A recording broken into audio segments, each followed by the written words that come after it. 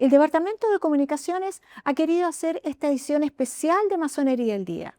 Se trata de la última entrevista que nos dará el gran maestro Sebastián Jans Pérez, con quien hemos trabajado sus 2 periodos.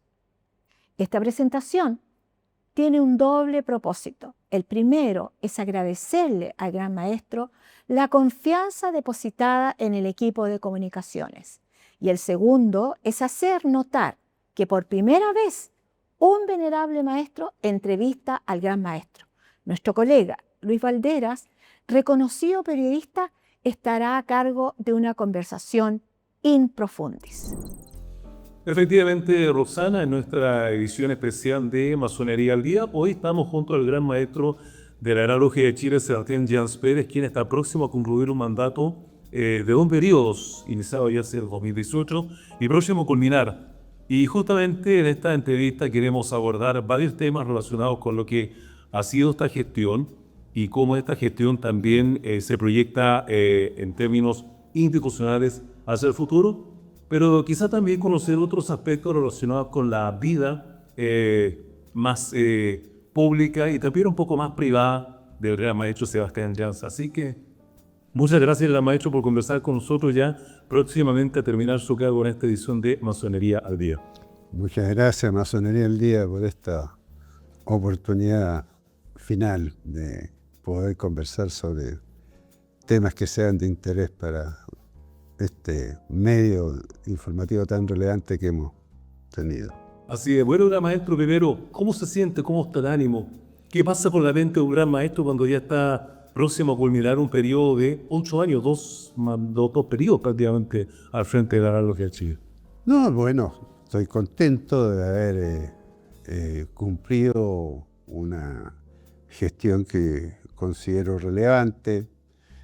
Ciertamente lo que tiene que pasar por la mente en primer lugar es que todos los cargos que se asumen en nuestra institución por elección tienen un final y ciertamente es una virtud porque permite establecer ciclos que van con distintos énfasis de acuerdo al liderazgo que establezca cada gran maestro. Entonces, hemos hecho una labor que nos tiene muy contentos y ciertamente lo que viene es otro momento de la vida donde hay que tener planes, hay que tener objetivos y que son muy distintos a lo que hemos estado realizando durante 8 años, que en sí mismo ha sido un periodo con distintos desafíos y distintas urgencias,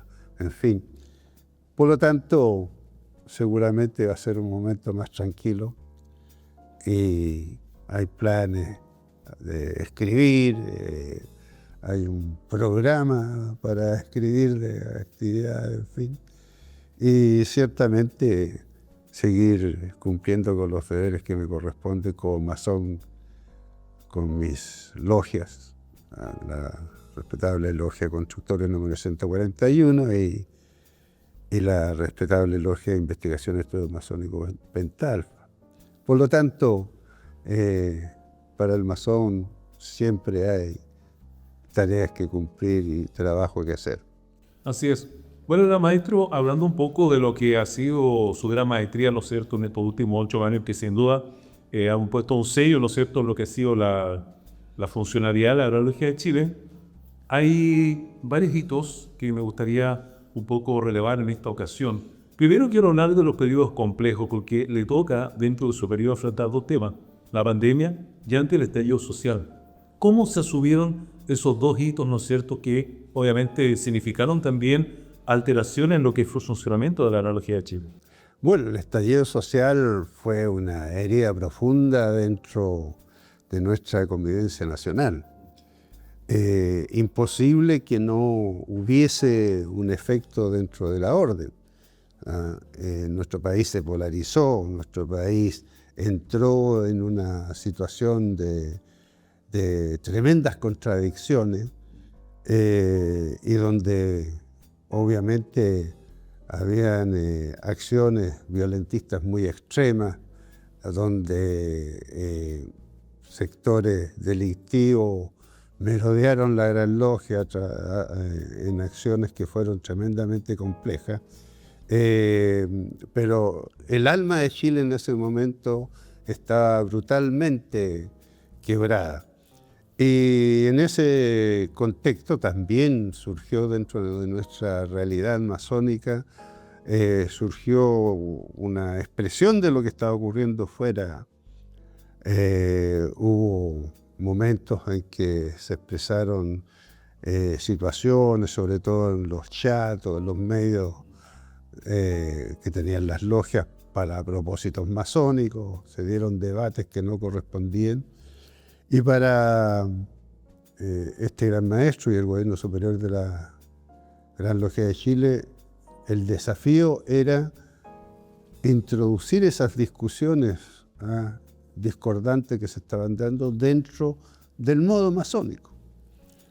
Y en ese contexto lo que hicimos fue específicamente convocar un convento que partieron en las logias, ¿no es cierto?, en las cámaras, después jurisdiccionalmente y termina en un convento. O sea, metimos dentro del modo masónico un debate que, si no hubiese sido llevado de esa manera, iba a provocar gravísimas consecuencias para nuestra unidad interna. Por lo tanto, abordamos bien en el sentido de generar un espacio para que los hermanos expresaran sus opiniones, pero también para que se escuchara, para que pudiera haber un diálogo de acuerdo a nuestras prácticas y doctrinas. Por lo tanto, yo creo que ese convento fue un espacio que permitió quitar tensiones, que permitió que nos tratáramos como hermanos por sobre todas las cosas. Sí, pero antes de pasar a lo que es digamos, el tema de la pandemia, quería un poco centrarme en el convento masónico, porque sin duda ahí surgieron muchos aportes e ideas que daban los hermanos, y cómo esos aportes posteriormente fueron parte de la discusión ya más pública que se dio precisamente tiempo después, que toda la parte política se puso de cabeza a estudiar cómo podía enfrentarse a todo este proceso. Sin duda, bueno, nosotros estábamos previo al estallido social, porque veíamos una tensión, una situación que se estaba produciendo. Tuvimos muchos encuentros con dirigentes políticos, representativos de lo que eran las distintas corrientes. Llegamos a diagnósticos comunes desde el punto de vista que estábamos llegando a un nivel de confrontación, sobre todo a nivel parlamentario, que era muy alto. Producido el estallido social en medio de situaciones que fueron muy... logramos reunirnos con miembros de los partidos políticos, senadores, diputados. Tuvimos una reunión muy significativa donde señalamos nuestro apoyo a una solución política y a un acuerdo político que tenía que darse con urgencia. Eso permitió contribuir desde nuestra posición a algo que se reunió distintas visiones y que terminó en el acuerdo constitucional en noviembre del 2019, que permitió después un proceso constituyente que fracasó, ¿no es cierto?, pero que después trajo otro proceso constituyente y donde ciertamente la opinión de la masonería fue muy escuchada. Pero el convento permitió también respaldar eso que estábamos haciendo con las conclusiones. Se elaboró un documento que fue muy bien recibido. Se le despachó ese documento, copia a todos los parlamentarios en ese momento. Sí, tenía un nombre bien particular ese documento. Sí, claro. Sí, claro. Era la masonería Proponia Chile, ¿no? No, las conclusiones del convento permitieron generar después comisiones de trabajo, o comisiones que trabajaron paralelo al convento, comisiones de trabajo que permitió articular, sobre la base también de los debates del convento, un conjunto de opiniones sobre cuáles eran los grandes desafíos para nuestro país, en los distintos aspectos, una visión de país. Y eso se traduce en este documento que es La masonería propone a Chile, y que junto con también fue entregado a todos los líderes políticos, a todos los parlamentarios. Se les entregó posteriormente cuando se eligió la primera constituyente. Claro, se le entregó a todos los representantes especiales, en fin, se le entregó a la presidenta de esa instancia, en fin.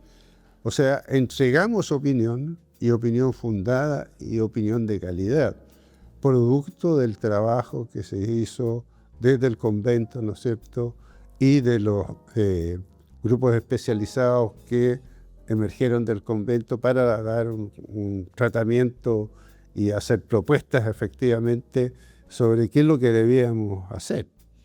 Se le entregó al presidente de la República, se le entregó a los ministros. Yo creo que hicimos un muy buen aporte a un debate, y donde la opinión de la masonería quedó claramente reflejado documentalmente. Claro. Bueno, ese fue un primer desafío, pero junto con ello, sin oponerse un poco a lo que había sido este proceso político, viene la pandemia. Y la pandemia obligó también a que desde la Gran Logia de Chile se tomaran también decisiones bien trascendentales para que el funcionamiento pudiese seguir siendo más o menos normal. Claro, más allá de lo que significó convencer a muchos hermanos sobre la necesidad de trabajar de forma telemática, hubo que generar una forma de trabajar. Porque era algo nuevo, ¿no? Algo nuevo. Nos enfrentamos con un desafío muy importante, que era que nuestra Constitución y el Reglamento General no contemplaban situaciones de ese tipo. Y en meses tuvimos 2 situaciones que exigían tener una forma, digamos, de trabajo para situaciones de emergencia. Y bueno, respetando la Constitución, lo que no teníamos, lo que está señalado allí, hubo que generar una comprensión de que debíamos trabajar masónicamente. Y ello generamos formas ritualísticas, hicimos una serie de actividades en la Gran Logia para ir generando un modo de hacer las cosas, y que después uno vio que se fue repitiendo y fue adoptado. Pero hubo miradas muy tradicionalistas, como siempre ocurre, que se oponían a un trabajo de eso, que la masonería solamente se podía hacer en el templo. Pero no estábamos haciendo actividad ritualística. Lo que estábamos haciendo es generar un espacio donde la masonería se mantuviera ligada y actuando, y donde todo el funcionamiento institucional siguiera su marcha dentro de las condiciones que era posible hacer. Eso fue un trabajo de convencimiento, de buscar oportunidades. Había desconfianza, la discusión sobre si el Zoom era bueno o no. Tuvimos que enseñar a usar el Zoom desde el punto de vista de las certezas de seguridad. Todos tenían experiencia que habían escuchado por allí, qué sé yo, que era propio los debates de las corporaciones, ¿no es cierto?, que tenían instrumentos distintos. Pero al final se impuso el Zoom porque era un método sencillo, práctico, pero también era seguro, porque la seguridad en los medios informáticos, ¿no es cierto?, la seguridad depende de los usuarios. Entonces había que generar educación para que los usuarios no hicieran, digamos, no facilitaran a otras personas los links, las claves, etc. Fue un esfuerzo educativo, inclusive muy, muy corto plazo. Nosotros, el día 15, más o menos, si mal no recuerdo, de marzo, se perdió la trazabilidad por parte de la autoridad de salud, por lo tanto declararon situación de pandemia, y nosotros en 2 días teníamos ordenado de que no se podía trabajar en los templos, se cerraban los templos y que era necesario, obviamente, buscar estas otras alternativas. Entonces, fue una labor educativa, incluso los conceptos, algunos hablaban de métodos virtuales de trabajo y no podían ser virtuales. Tenían que, el concepto era telemático, o sea, de una forma de comunicación que no íbamos a virtualizar la masonería. En otros países ocurrió virtualización, nosotros no íbamos a virtualizar y eso lo comunicamos claramente.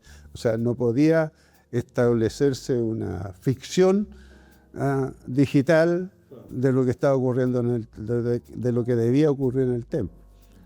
Pero logramos convencer, logramos establecer mecanismos, fórmulas ritualísticas, y hay momentos muy, muy emotivos que se dieron durante todo ese proceso. Aquí no notaré, maestro, porque efectivamente se consolida, se mantiene la continuidad del trabajo masónico, pero claro, como usted muy bien ha señalado, muchos discursos y muchas intervenciones, momentos muy emotivos en ese periodo telemático de trabajo. ¿Recuerda alguno en especial que quiera destacar? Yo creo que fue muy emocionante, por ejemplo, celebrar el aniversario de la Gran Logia de Chile, telemática, en pandemia y telemáticamente. Fue una ceremonia muy, muy hermosa y que sirvió de lección también para que muchos adoptaran lo que allí se hizo, porque fue con himno nacional, fue con himno masónico, fue con mensaje, fue una hermosa ceremonia hecha telemáticamente. También tuvimos que realizar una tenida fúnebre en forma telemática. Eso nunca había pasado. Eso nunca había pasado, entonces tuvimos que recordar a los hermanos porque no se estaban haciendo las ceremonias fúnebres en los cementerios en ningún lado, pero hermanos valiosísimos de grandes historias masónicas habían pasado a decorar el Oriente Eterno, algunos directamente relacionados con el COVID-19 y otros relacionados más bien con situaciones de su propio deterioro, digamos, de la edad. Entonces lo que hicimos fue una ceremonia que fue realmente hermosa y donde en un momento cada gran dignatario o gran oficial voceaba el nombre de uno de los hermanos fallecidos, lo cual generó un momento emocional que yo creo que todos los que vivieron esa experiencia deben recordarse aún. Claro. Por eso parte los hitos, los desafíos, pero también hay que destacar cosas positivas, porque en este caso, cuando usted asume la dirección de la Gran Logia de Chile, Gran Maestro, le da un sello bastante público, en el sentido de, primero, los grandes maestros antiguamente que asistían a las ceremonias masónicas en las ciudades, pero en su caso, usted siempre privilegiaba además de la ceremonia masónica y el contacto con el alcalde y con el gobernador de la época, en general con la comunidad. Entonces, un poco saber cuál era el objetivo, ¿no es cierto?, de establecer ese tipo de contactos en lo público. A ver, la masonería está ligada a la historia de nuestra república. La masonería está ligada a muchos hechos que tienen que ver con lo que ha ocurrido en las comunidades históricamente. Uno va a algún lugar, ¿no es cierto?, el hospital tiene el nombre de masón, el liceo tiene nombre de masón, ¿no es cierto?, calles con nombre de masón y masones que son recordados con mucho respeto, identificados como masones por la comunidad. Los impactos que han hecho los masones a través de todo el país son enormes y lo siguen haciendo. Hermanos son reconocidos como ciudadanos ilustres de sus comunidades, ¿no es cierto? En fin, uno ve por todos los lugares el reconocimiento que hay por la masonería. Y uno de los factores que tradicionalmente acusan a la masonería distintos sectores interesados o estos personajes conspiranoicos, ¿no es cierto?, de que somos una organización secreta, conspirativa. Por lo tanto, hay que asumimos la tarea de que mostrar la masonería tenía que ser esencial y que sea reconocida como una institución legítima, ¿no es cierto?, dentro de la sociedad. Y que las autoridades, ¿no es cierto?, sepan que hay masonería funcionando y que las autoridades, ¿no es cierto?, tengan, desde luego, la posibilidad de expresar cuál es su opinión de la masonería frente al Gran Maestro. Entonces, lo que hicimos fue precisamente realizar un esfuerzo de visibilización de la orden bastante importante. Entonces íbamos en esa primera etapa a saludar al intendente, máxima autoridad, representante del presidente de la República, íbamos a visitar al alcalde, íbamos a visitar al rector de la universidad, íbamos a visitar un secretario regional ministerial, que era importante desde el punto de vista. Y allí fuimos ayudando a que se expresara una opinión positiva de la masonería y se reconociera su rol dentro de la sociedad y su aporte de los masones a las comunidades y a la sociedad. Entonces, eso era parte de nuestra estrategia de visibilización de la orden. Nosotros tenemos nuestra forma iniciática, ¿no es cierto?, que está reservada exclusivamente a los hermanos.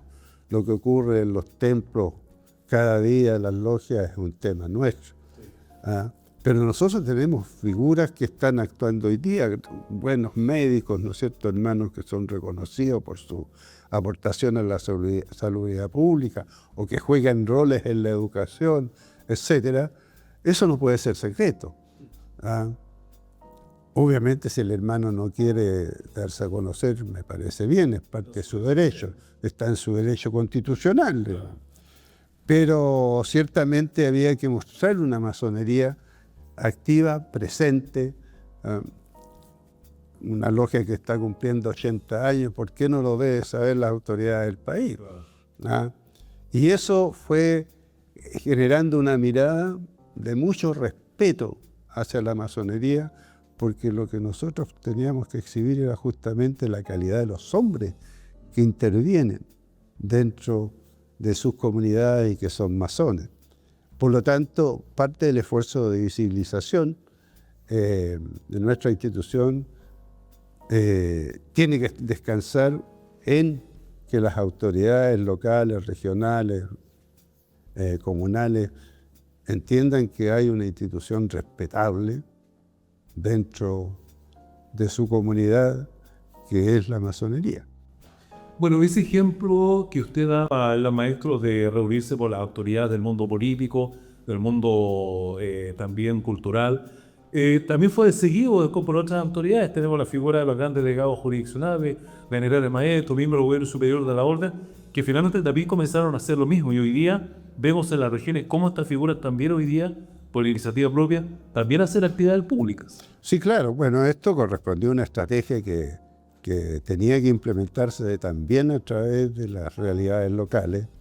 Los grandes delegados recibieron siempre la instrucción, y cuando había un cambio de gran delegado, ¿no?, la instrucción era: tiene que visitar a las autoridades relevantes, a presentarse, y eso ha permitido que en muchos lugares a través del país autoridades, los gobiernos regionales, los delegados presidenciales, que ellos han incorporado a la masonería dentro del protocolo local. Sí, porque de hecho ni pueden usar ceremonia. Claro, sí.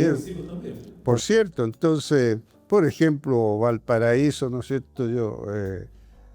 Cuando se hace el Te Deum, ¿sí?, el obispo o arzobispo de Valparaíso invita a la masonería, sí, porque la reconoce como una institución, ¿no es cierto?, importante dentro de la sociedad, importante dentro de la región, y se hacen estas invitaciones.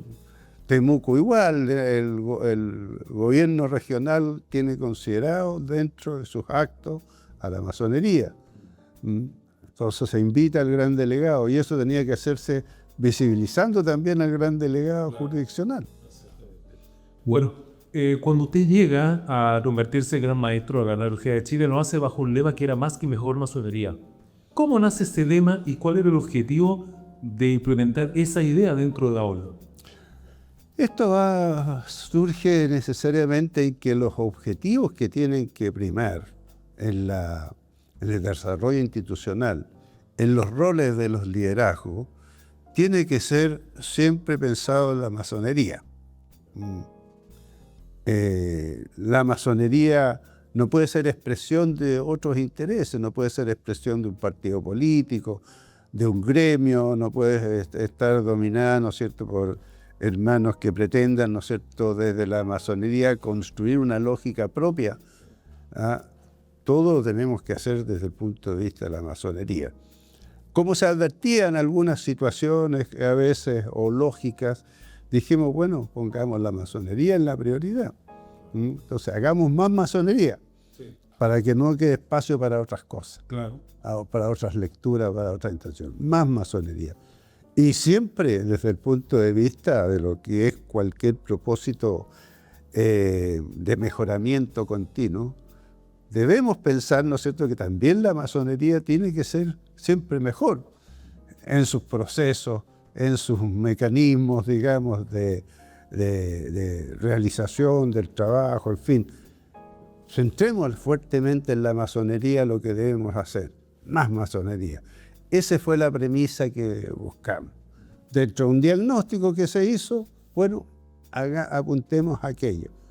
Por eso surge esto de más y mejor masonería, que en el fondo es decir, primero la masonería, segundo la masonería, tercero, más masonería, mejor masonería.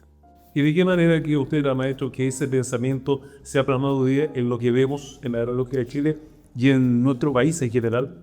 Bueno, desde el punto de vista del sentido práctico, todas las capacidades, los recursos humanos, materiales, etcétera, han sido puestos en función del desarrollo masónico, del desarrollo institucional. Eso ha significado hacer muchos esfuerzos y múltiples. Cuando enfocamos problemáticas también, pusimos el interés masónico por sobre todas las cosas, aún contra opiniones que a veces eran encontradas, digamos. Yo recuerdo, por ejemplo, que cuando suspendimos los ministros de la Corte Suprema, de la Corte de Apelaciones de Rancagua, hubo hermanos que criticaron la medida.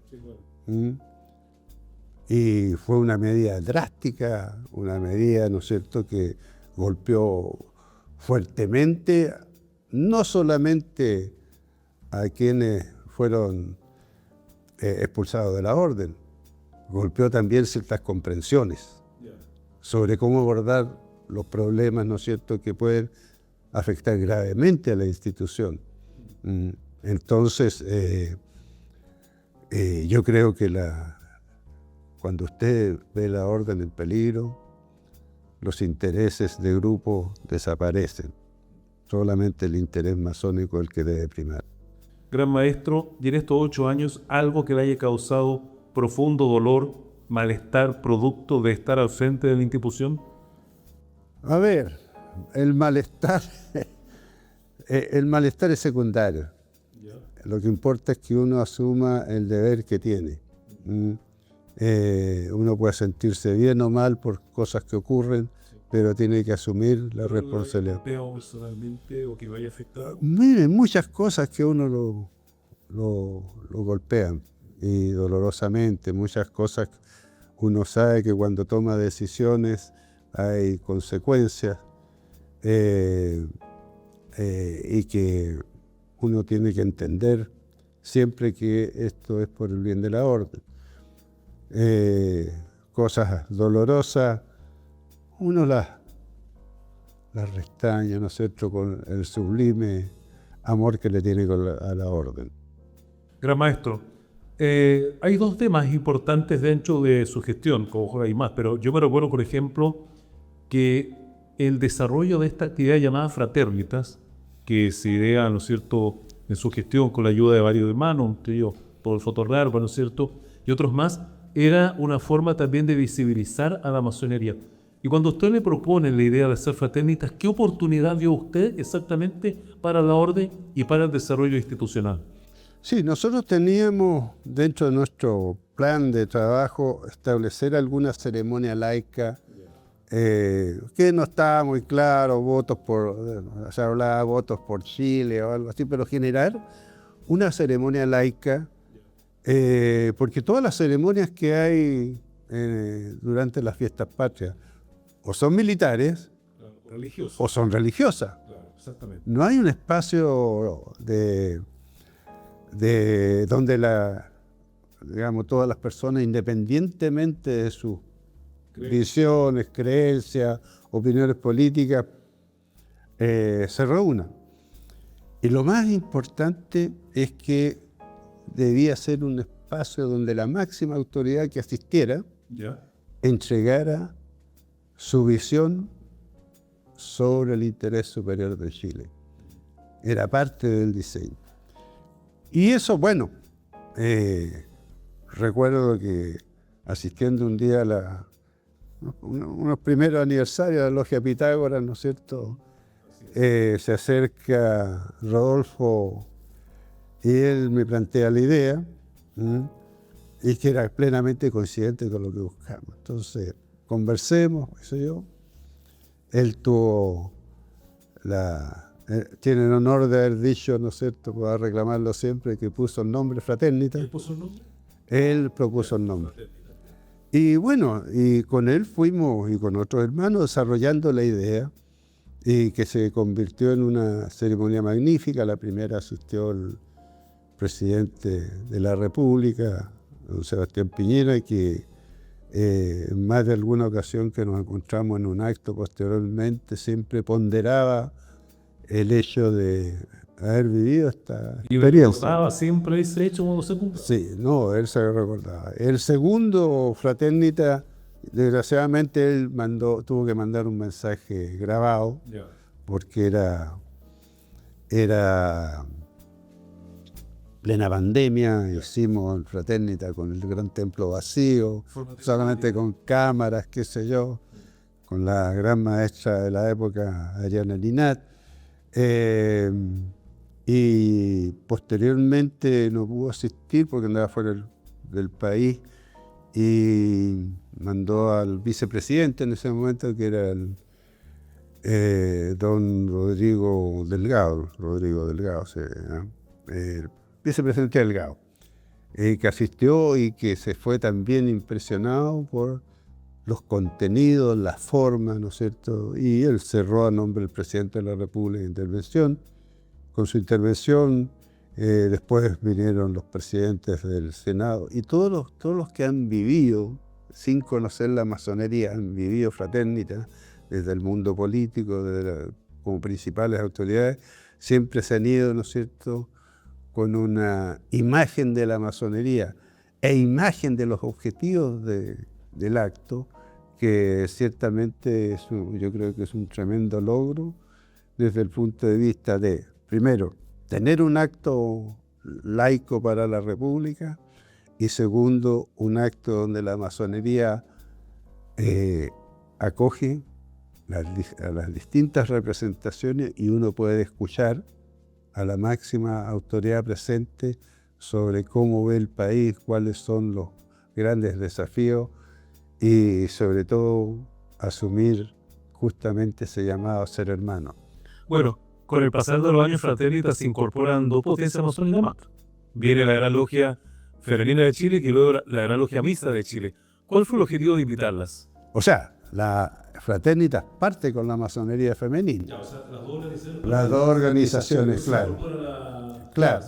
Pero ¿cuál fue el objetivo de hacerlo en conjunto entonces? Bueno, si nosotros estamos hablando de un país de hermanos, estamos hablando, ¿no es cierto?, de la inclusión, si estamos hablando que todos los chilenos debemos ser hermanos, y hay una organización que comparte los valores fundamentales que sostenemos las dos grandes logias que iniciaron este proceso, no podíamos excluirlo.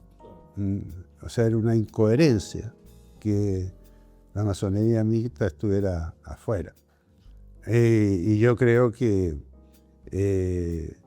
más allá de los debates sobre las regularidades, Que me imagino fue un tema también, ¿no? fue un tema y que dejamos muy clara, fijada nuestra posición, pero esto es un acto público. Es un acto que no está pensado para bien de la masonería o de las masonerías. Está pensado, ¿no es cierto?, en bien de la sociedad, en bien del país, en bien de la república. Y no podemos dejar a alguien afuera que pensando igual que nosotros y que teniendo algo que decir, lo excluyamos. Gran maestro, dentro de todo esto también existió un acuerdo, ¿no es cierto?, que ustedes firmaron en un minuto con la Gran Logia Femenina de Chile. Es un acuerdo de colaboración, ¿no es cierto? El acuerdo es un acta de relación, cómo nos relacionamos y cómo nos cooperamos. ¿Y cómo fue esa idea y por qué se implementó aquello? Y después de cuenta, ¿qué le ha parecido o funcionado eso hasta ahora? Bueno, en primer lugar, reconocer la existencia de la masonería, del derecho a iniciación de la mujer. Nosotros estábamos atrasados, estábamos fuera del contexto histórico que nos marca la Gran Logia Unida de Inglaterra, que es la base de nuestra regularidad. La Gran Logia Unida de Inglaterra en 1999 establece la honorabilidad de la masonería femenina y su derecho a la iniciación, en 1999. Nosotros hicimos con alguna demora, pero lo hicimos. Entonces era ponerse al día respecto a algo que era más que necesario. Por lo tanto, cuando yo era venerable maestro, en esa época tuve la posibilidad de conversar con hermanas, posteriormente conversar con grandes maestras sobre lo que significaba la historia que ellas estaban construyendo, que donde habían, todas tenían, por lo menos que estaban en cargos importantes, eran esposas de masones, y que habían sido ayudadas por sus esposos para desarrollar una masonería absolutamente legítima, honorable y bajo todas las reglas de carácter iniciático. Por lo tanto, había siempre encuentros, me invitaron en oportunidades a exponer distintos temas. El último, antes de asumir el maestro, fue cuando está cumpliéndose los 300 años de la fundación de la masonería, de la Gran Logia de Londres, en fin. Y allí se hablaba se hacían preguntas, ¿no es cierto? ¿Qué piensan ustedes de la masonería femenina? Entonces, yo tenía mi referencia concreta, que era lo señalado por la Gran Logia Unida de Inglaterra, nuestra referencia de regularidad. Y cuando nosotros estábamos electos, el país estaba conmovido por la revolución feminista. Las universidades estaban tomadas por las jovencitas, las estudiantes. Había un momento de eclosión del feminismo. Y en ese contexto, ciertamente, la masonería tiene que ser capaz de mirar lo que ocurre fuera de los templos. Y una organización que aparecía, no siéndolo, aparecía fuertemente marcada por una especie de condición misógina. Era una carga que no podíamos mostrar públicamente frente a la sociedad. Así que ese fue un factor también de análisis. Y yo tuve una vivencia extraordinaria, ¿no? Me tocó ir cuando asume el rector de la Universidad de Concepción, el año 2018,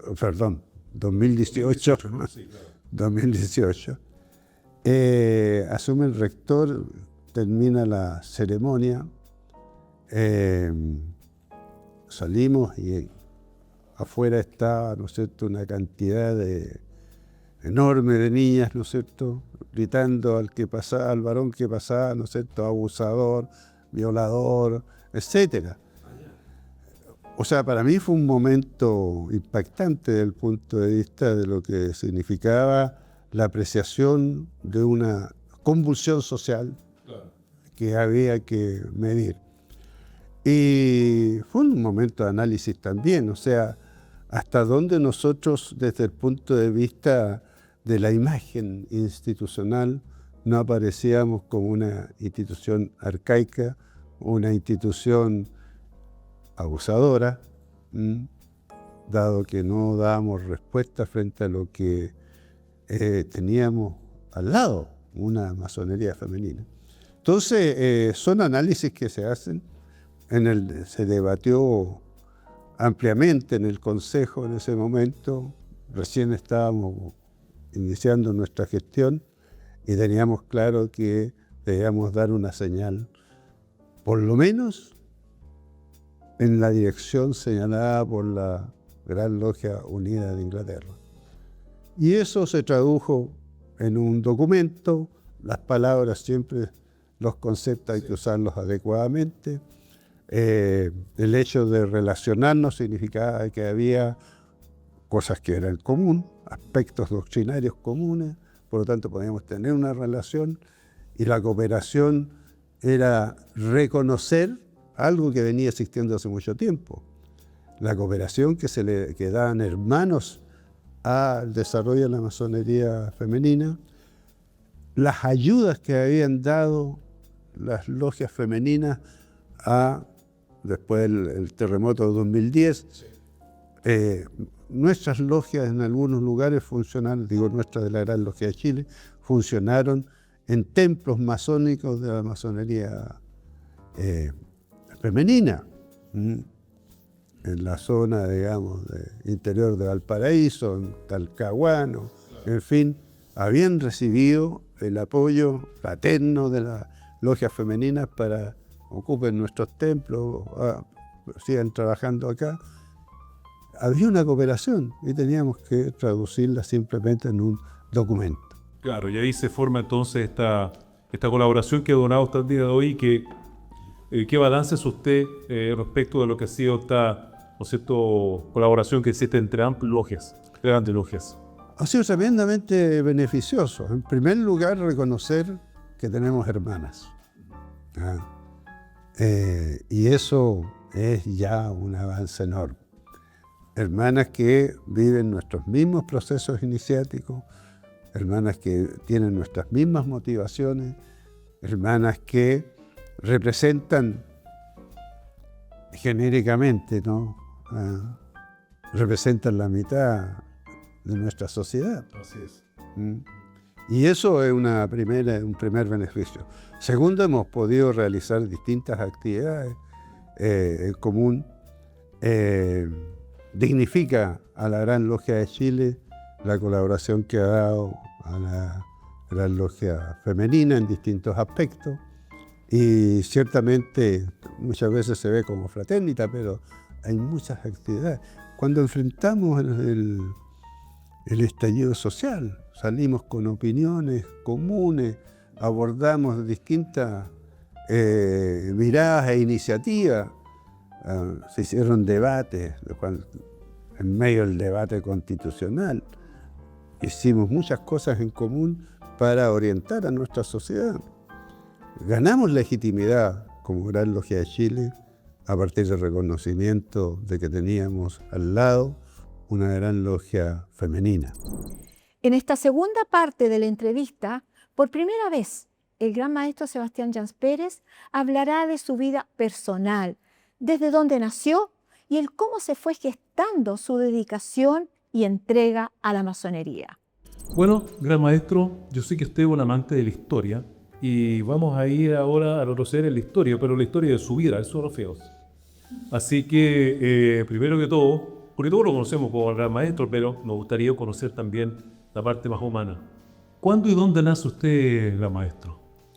A ver, yo nací en el hospital de Temuco, en un hospital público, En 1953 mi familia vivía en el campo. Un 7 de julio. Un 7 de julio. A las 11:30, 11:15 horas. Por si alguien quiere ver la carta al sol. Claro, por supuesto. De una familia de clase media vinculada al campo. Mi familia, por la vía paterna, descendiente de Boer que llegaron de Sudáfrica. Llegaron acá a hacer su vida después de vivir una guerra y los campos de concentración en Sudáfrica. Llegó mi bisabuelo, mi abuelo. Mi abuelo había joven muchacho, estuvo en la caballería de Johannesburgo combatiendo contra los ingleses. Los Boer perdieron la guerra. Terminó mi familia en los campos de concentración. Los ingleses los deportan a Holanda, pero como habían sido parte de unas repúblicas formadas allí, por lo tanto, Holanda no reconoce la condición de súbditos, quedan miles de personas que quedan en esa situación. Y un cónsul chileno en Dinamarca recluta 50 familias que llegan a Gorbea a colonizar en la Cuarta Faja. Y mi padre, obviamente, dado que ellos desarrollaron una vía de explotación agraria ahí, mi padre trabajó también, pero más bien administrando fondos de la zona triguera. Y bueno, vivíamos en los campos para cuando llegaban los momentos de nacer los hijos, había que subirlos, aunque nos parezca increíble, a caballo, llegar hasta cierto lugar y de ahí, ¿no es cierto?, tomar el ferrocarril para Temuco. Esa es un poco la historia y por qué nací, digamos, en Temuco. Mi familia era de esa zona. Claro, bueno, y criado en el campo fundamentalmente a los primeros años. ¿Y cómo fue la vida escolar? ¿Dónde entré a estudiar? Mira, fue por las mismas condiciones económicas de la época. Las familias pasaban condiciones difíciles y muchas veces estudié en colegios misionales, en Vilcún, en Cherquenco, y también estudié, hace unos días estuve en Temuco y mi hermano se acercó y me dijo que su suegra me había mandado saludos porque habíamos estudiado juntos en Quilicura. Quilicura es una escuela de campo, y ahí estuve estudiando 2 años más o menos. Así que eso fue, digamos,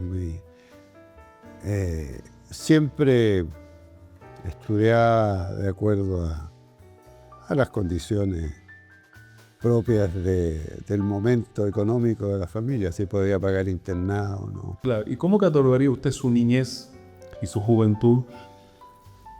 Fue difícil, fue muy, muy, muy difícil. Yo diría que a veces desarraigaba la familia, cuando tenía que irme internado. A veces viviendo las situaciones complejas de los choques de intereses. Mi padre explotaba fondos, ¿no es cierto? Y tenía comunidades indígenas cercanas, las reducciones de esa época se llamaban reducciones. Y eso producía confrontaciones a veces. Imaginen una escuela de campo y yo estudiaba solamente, casi todo eran mapuche. Y allí habían situaciones muy particulares, pero siempre hay amistad. Pero hay buen recuerdo de toda esa etapa, finalmente, ¿no? Uno, claro, uno siempre guarda los recuerdos buenos. No, los malos recuerdos la mente los olvida. Sí. Gran maestro, bueno, pero y en este caso, cuando usted ya se desarrolla en la juventud, ¿no es cierto?, y va creciendo, ¿cómo es que nace el interés por la masonería? ¿Qué lo impulsa a usted a decir, yo quiero ser masón, quiero pertenecer a él? ¿Cuál fue el primer conocimiento que tuvo usted de la existencia? Sí. Bueno, mi papá tenía amigos en Temuco, y cuando íbamos a Temuco, con mi madre, mi padre y mis hermanos almorzábamos en el Club Radical. Entonces, comida barato, qué sé yo. Mi papá no era radical, era agrario laborista. Y bueno,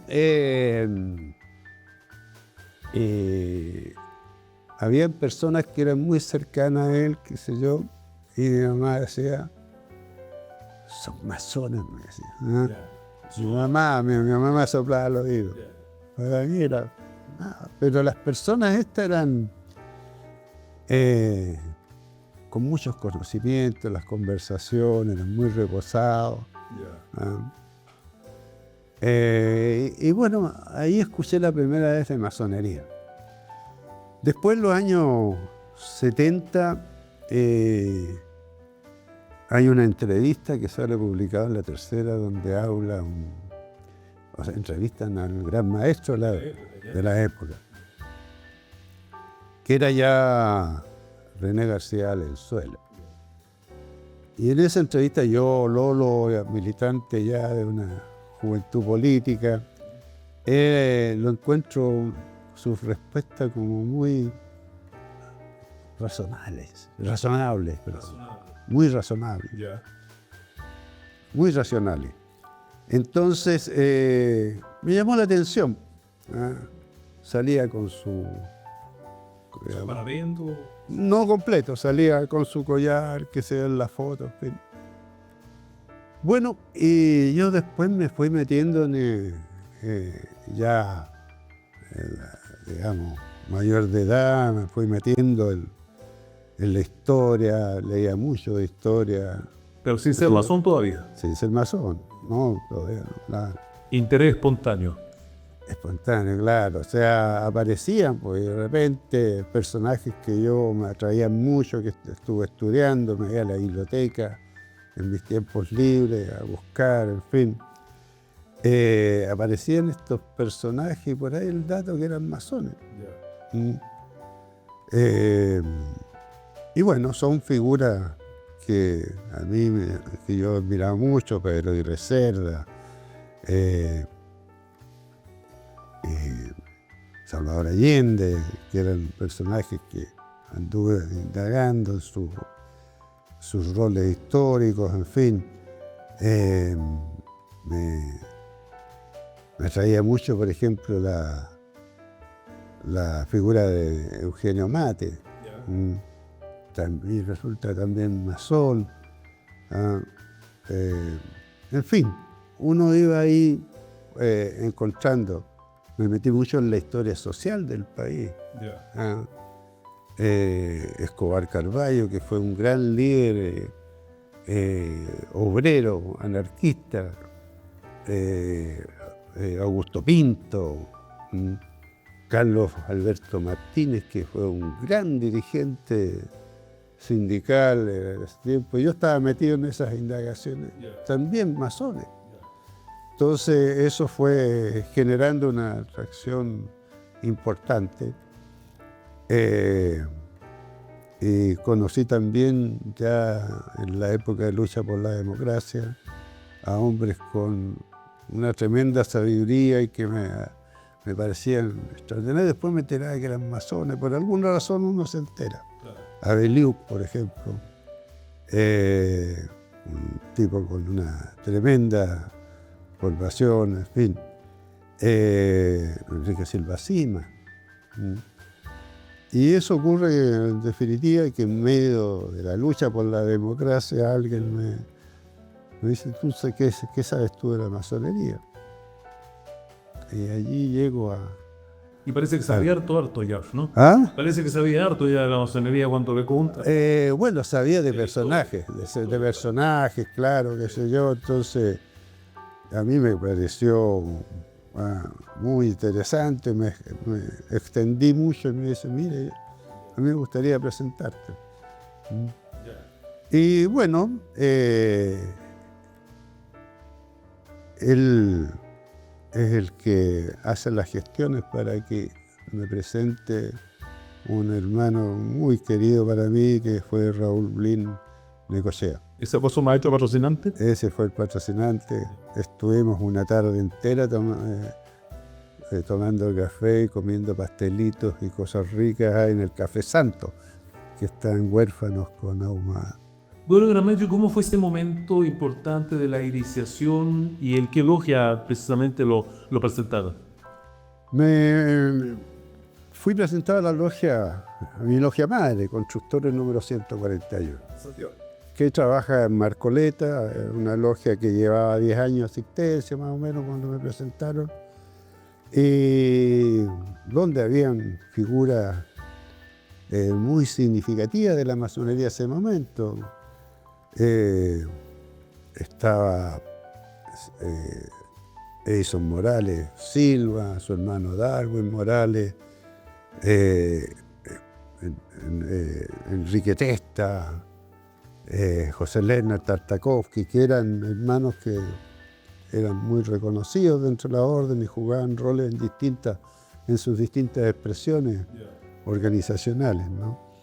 Así que Enrique Martín Davis, en fin, o sea, un grupo que realmente, y había un tipo adorable, un hermano adorable, extraordinario, que ferroviario, que lo conocían después, me di cuenta que lo conocían en todo el país, Enrique Nócar.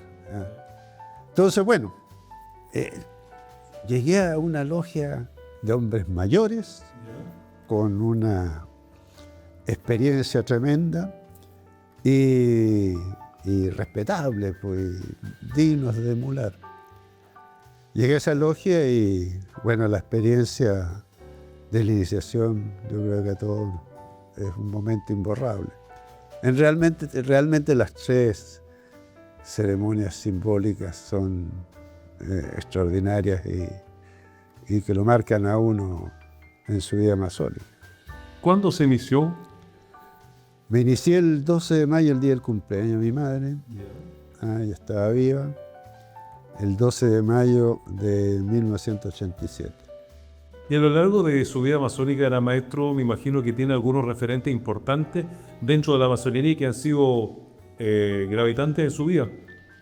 Bueno, ¿Cuáles nombraría usted los principales referentes que tiene la masonería chilena? bueno, para mí los referentes en mi primera época fueron los maestros de mi logia, que era una cosa triste porque ya ellos eran mayores y todos los años íbamos perdiendo algunos.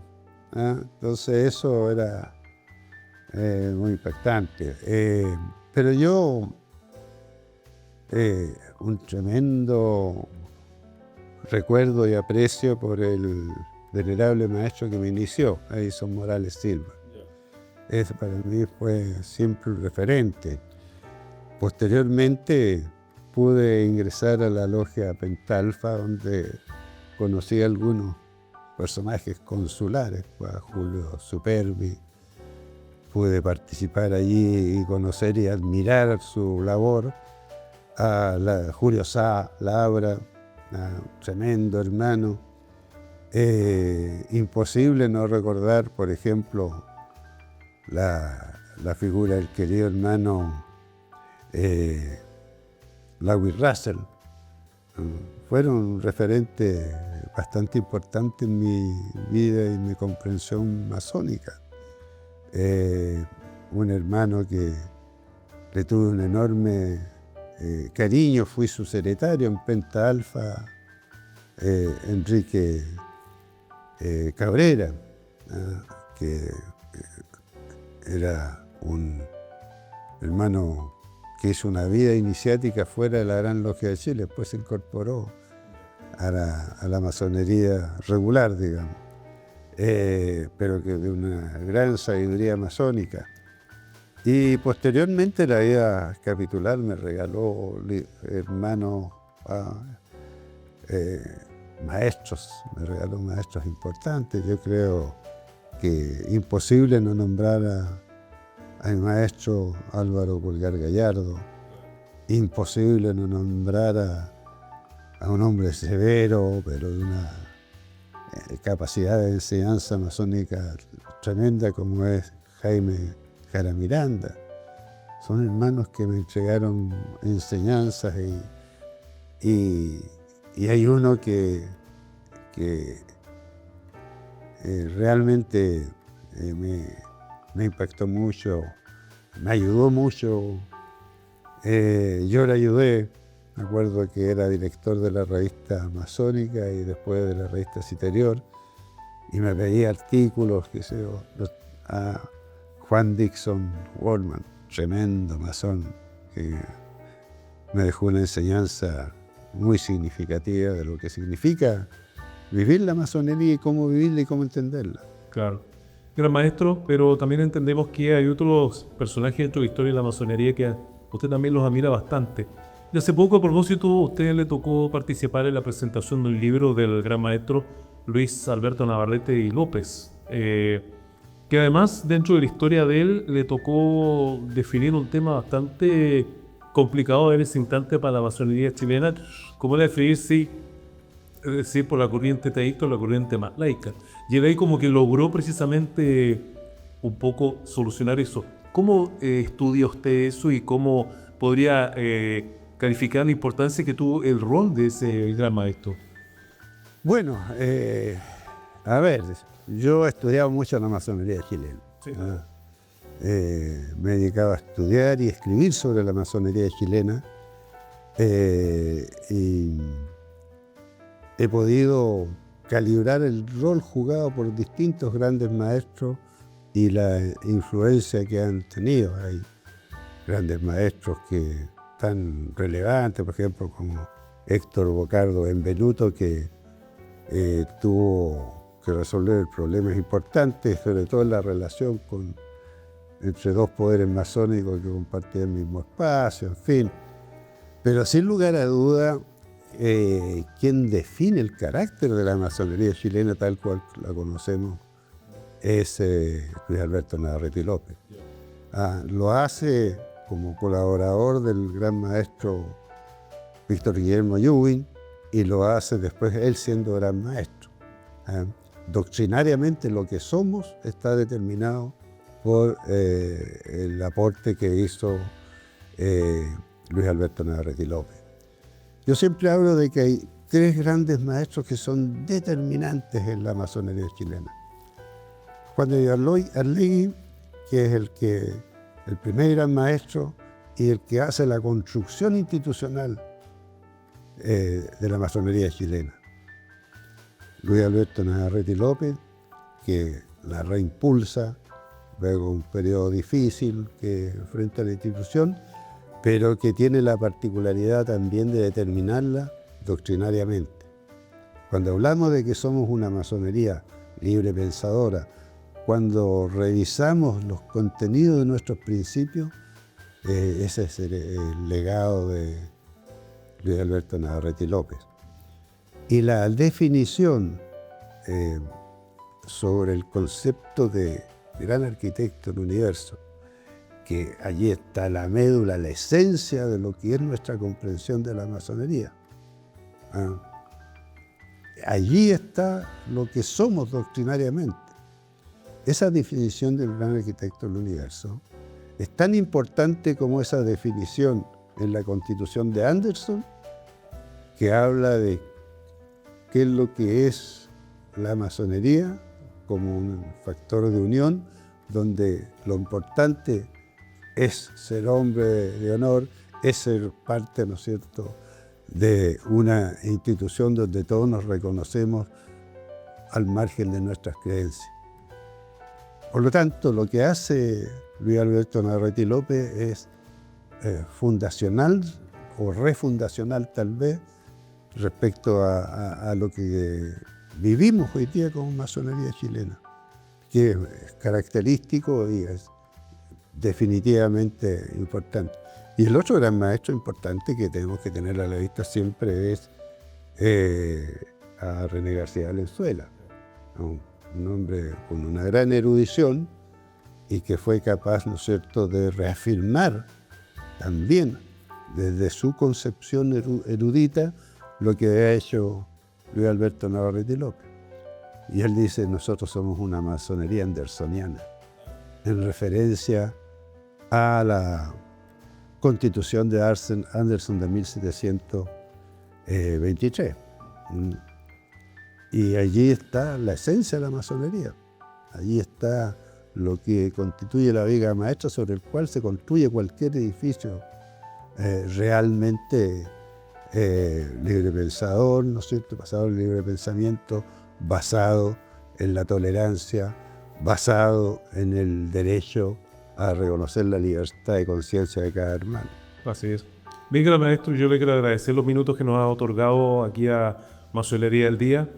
Quedan muchas consultas pendientes, pero a lo mejor las podemos desarrollar más adelante, pero lo esencial lo hemos puesto hoy. Sin embargo, quiero dejarle este último minuto para que dirija un mensaje justamente a toda la membresía y a la comunidad en general, ya a poco de terminar este periodo y frente a lo que, por supuesto, va a seguir siendo la historia que se construya de la orden de aquí en adelante.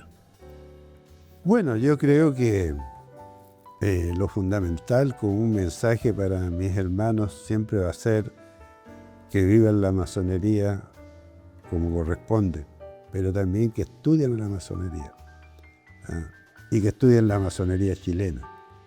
Tenemos suficientes fuentes. No nos dejemos guiar por lo que ocurre en Internet, donde hay mezcolanza de distintos tipos y que no responden a lo que somos. Yo creo que es importante estudiar la historia de la masonería, conocer en profundidad su doctrina. Aquí la doctrina emana de los rituales, muy fácil, pero estudiar los rituales, lo que allí está señalado. Yo creo que es importante también de proteger el prestigio de la orden, porque en la medida que protegemos el prestigio de la orden, protegemos nuestro propio prestigio como masones. Y en ese sentido tenemos reglamentaciones, tenemos leyes masónicas, y es importante que siempre tengamos atención en aquello. Y un mensaje importante: a la masonería hay que dedicarle tiempo, no malgastar el tiempo en masonería, utilizar bien el tiempo para tener mejores logias, para ser coherente con lo que señalan nuestros principios y ser muy coherente ciertamente con el propósito fundamental de la masonería. Construir un espacio donde lo importante es el arte de vivir juntos y en nuestra diversidad. Eso a veces se olvida. No puede haber una masonería hecha en moldecitos determinados. La masonería se funda en la diversidad, se funda en el hecho de que somos distintos, y eso es un privilegio que debemos de cuidar. Muchas gracias, maestro, y mucho éxito en lo que quiera. Muchas gracias. Y pues hemos tenido la ocasión de conversar con el nuevo maestro de la Real Logia de Chile, Sebastián Jans Pérez, próximo a bajar su cargo en esta edición de Masonería al Día. Volvemos contigo, Rosana. Con el mensaje que entrega el gran maestro a los aprendices, damos por finalizada esta entrevista. Como lo dijo mi colega Luis Valderas, quedaron temas pendientes, preguntas por hacer, y eso siempre ocurre en el periodismo. Hasta una próxima edición.